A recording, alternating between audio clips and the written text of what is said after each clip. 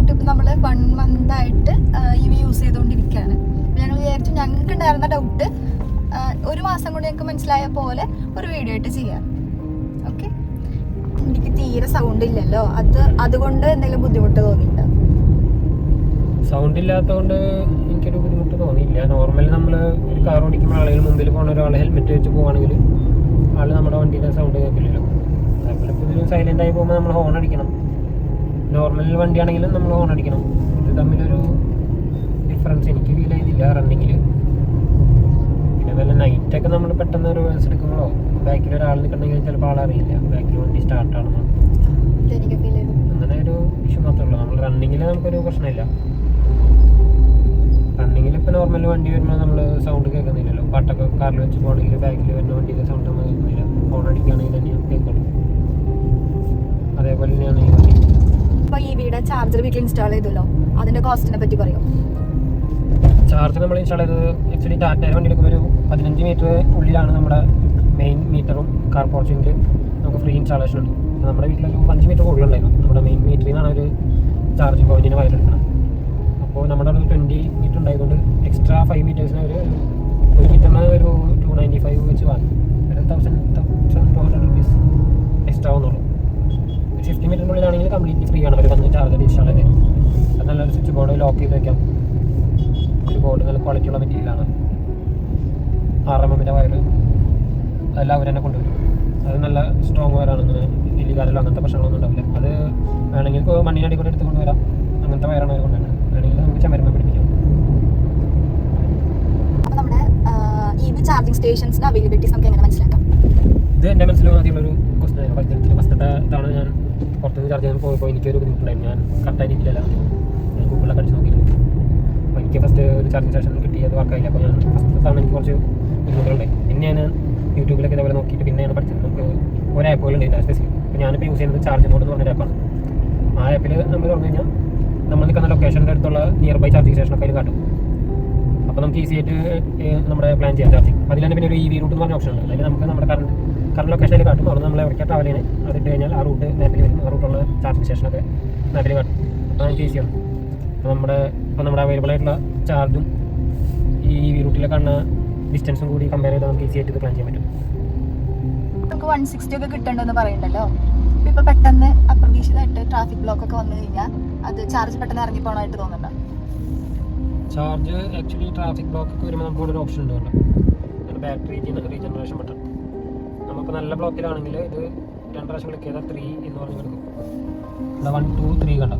ഇനി ഇത് 3 ഇട്ട് കഴിഞ്ഞാൽ നമ്മൾ പിന്നെ ജസ്റ്റ് ഇങ്ങനെ ബ്രേക്ക് ചെയ്യുമ്പോൾ കുറച്ച് ചാർജിൽ റിവേഴ്സ് കയറും.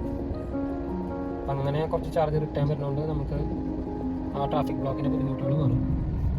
ചെറിയൊരു മൂവ്മെൻറ്റിൽ പോയിക്കൊണ്ടിരിക്കുകയാണെങ്കിൽ ഈ 3rd ഇട്ടാൽ മതി. അപ്പോൾ ബാറ്ററി കുറച്ച് നമുക്ക് തിരിച്ച് റിട്ടേൺ കയറും. അപ്പോൾ ബാറ്ററി റീജനറേഷനാണ് ഇതിൽ യൂസ് ചെയ്യേണ്ടത്. അപ്പോൾ നമ്മളത് കറക്റ്റായിട്ട് യൂസ് ചെയ്യണം. അപ്പം അങ്ങനെയാണെങ്കിൽ നമുക്ക് സെയിം ചാർജ് തന്നെ 100 കിലോമീറ്റർ തന്നെ നമുക്ക് കിട്ടും ട്രാഫിക് ബ്ലോക്കിലാണെങ്കിൽ. ചാർജിങ് മെത്തേഡിനെ പറ്റി പറയാം. ചാർജിങ് മെത്തേഡ് ഈസിയാണ്. അത് ചാർജിങ് ബോർഡ് എന്ന് പറഞ്ഞ ആപ്പാണ് ഇപ്പോൾ നമ്മൾ യൂസ് ചെയ്യുള്ളൂ. അപ്പോൾ അതിൽ നമ്മൾ ജസ്റ്റ് ഓപ്പൺ ചെയ്ത് കഴിഞ്ഞാൽ നമുക്ക് നിയർ ബൈ സ്റ്റേഷൻ കാണുമെന്ന് പറഞ്ഞില്ല. അപ്പോൾ അത് ഓപ്പൺ ചെയ്താൽ നമുക്ക് അതിൽ ഇനീഷ്യേറ്റ് ചാർജിങ് എന്ന് പറഞ്ഞൊരു ഓപ്ഷൻ കാണാൻ പറ്റും. നമ്മൾ ആദ്യം ഗണ്ണ് ഇതിലെടുത്ത് കുത്തണം. അവരുടെ ഗണ്ണെടുത്ത് നമ്മുടെ കാറിൽ കുത്തണം. അപ്പോൾ നമുക്ക് ഒരു ഓപ്ഷൻ വരും ഇനീഷ്യേറ്റ് ചാർജിങ്. അപ്പോൾ അത് ക്ലിക്ക് ചെയ്താൽ ചാർജിങ് ഓട്ടോമാറ്റിക്കലി സ്റ്റാർട്ടാവും. നമ്മൾ ചെയ്യേണ്ടതെന്ന് വെച്ചാൽ ഈ ചാർജിങ് സ്റ്റാർട്ടിന് മുമ്പ് നമ്മുടെ ആപ്പിൽ വാലറ്റിലെ എമൗണ്ട് ഉണ്ടോ ചെക്ക് ചെയ്യണം. ഇത് ഫുൾ ചാർജ് ആവാൻ ഓൾമോസ്റ്റ് ഒരു 300 ആണ് വേണ്ടത്. ഇതൊരു ഷോർട്ട് റേഞ്ച് വണ്ടിയാണ്. ഇത് 19 kV ഫാസ്റ്റ് ചാർജിങ്ങിൽ ഫുൾ ചാർജ് ആവാൻ ഒരു 300 ഒക്കെ വേണം. അപ്പോൾ ഞാനിപ്പോൾ ചെയ്യുന്ന ചാർജിങ്ങിന് തൊട്ട് മുമ്പ് ജസ്റ്റ് ഒരു 300 കയറ്റിയിടും. എന്നിട്ട് ഇനീഷ്യേറ്റ് ചെയ്യും. ജസ്റ്റ് ഇനീഷ്യേറ്റ് ക്ലിക്ക് ചെയ്ത് കഴിഞ്ഞാൽ ഓട്ടോമാറ്റിക് ചാർജ് ആവും. പിന്നെ നമുക്ക് എപ്പോൾ വേണമെങ്കിലും സ്റ്റോപ്പ് ചാർജിങ് ഓപ്ഷൻ ഉണ്ട്. അല്ലെങ്കിൽ ഫുൾ ചാർജ് ആവുകയാണെങ്കിൽ അത് ഓട്ടോമാറ്റിക് സ്റ്റോപ്പ് ആവും.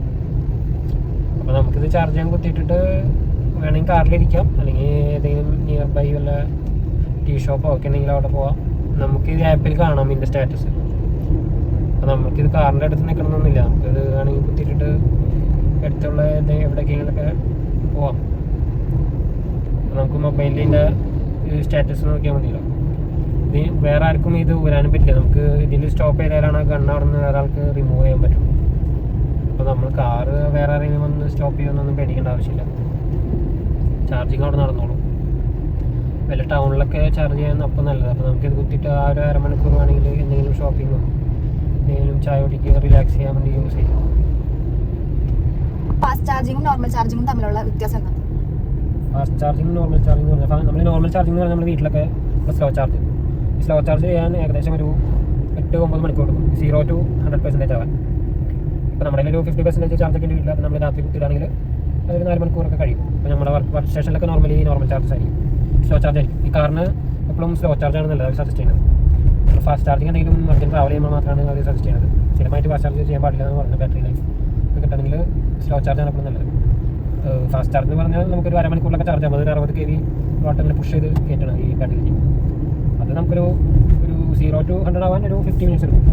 ഒരു 40% എന്നൊക്കെ ആണെങ്കിൽ സ്റ്റാർട്ട് ചെയ്യണമെങ്കിൽ നമുക്ക് ഒരു അരമണിക്കൂറിലൊക്കെ തീരും. ഇത് തമ്മിലുള്ള മെയിൻ ഒരു വ്യത്യാസം എന്ന് പറഞ്ഞാൽ സ്ലോ ചാർജ് ചെയ്യുമ്പോൾ വണ്ടി കുറച്ചുകൂടി കൂടുതൽ കിലോമീറ്റർ കാട്ടുന്ന ഓടുന്നു. ഞാൻ സ്ലോ ചാർജ് ചെയ്യുമ്പോൾ 200 കിലോമീറ്റർ കൂടുതൽ കാട്ടാറുണ്ട്. കുറച്ചുകൂടി ഡിസ്റ്റൻസ് എനിക്ക് റേഞ്ച് കിട്ടണ പോലെ ഫീൽ ചെയ്യാറുണ്ട് സ്ലോ ചാർജ് ചെയ്യുമ്പോൾ. നമ്മളിപ്പോൾ വീട്ടിലൊരു ചാർജർ ഉണ്ടെങ്കിൽ അത് രാത്രി നമ്മൾ ഉറങ്ങുന്ന കുത്തിയിടാനും നല്ലത്. അപ്പോൾ കാത്തിരിക്കും നമ്മൾ എപ്പോഴും ഫുൾ ചാർജ് ആയി വണ്ടി റെഡി ആയിരിക്കും.